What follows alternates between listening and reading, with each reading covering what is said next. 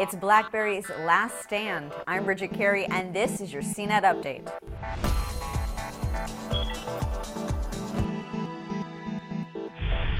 It's the start of a new chapter for BlackBerry as the company rebranded itself and unveiled two sleek-looking smartphones that run the innovative BlackBerry 10 operating system.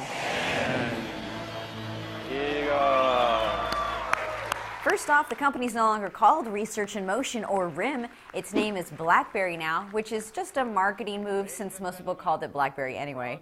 As for the new phones, here's what you need to know. There's an all-touchscreen phone called the Z10. It kind of looks like an iPhone, but there are no navigation buttons. You navigate entirely with a swipe of a thumb. Spec-wise, it could stand alongside the latest handsets with an 8-megapixel back camera, HDMI port, memory card slot, and NFC technology. There's also a version with a physical keyboard because you can't ignore the Crackberry addicts that want that tactile feeling. It's called the Q10. But let's get to the software and what makes it different from Apple and Android.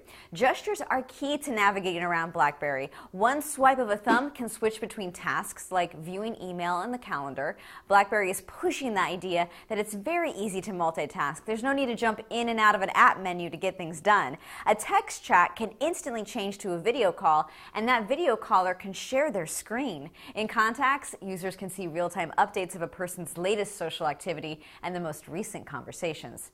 Typing is another major focus for BlackBerry. The autocorrect is advanced, plus it also tries to predict the next word you might type, and you can flick that word up onto the screen. Also, swiping left on the clear key deletes entire words. BlackBerry wants to balance your personal and business life by putting work-approved apps in their own secure profile, which can coexist with your personal apps and games. Winning back the love of business IT departments will be a challenge since most employees just use their personal iPhones and Androids for work.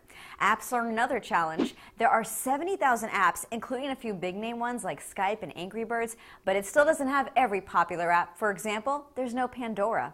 The Z10 will be sold by Verizon, AT&T, and T-Mobile, but only Verizon has announced a price, $200 with a 2-year contract, and it's the only carrier that will get it in white. It won't be in the U.S. until March, but it's on sale this week in the UK and next week in Canada.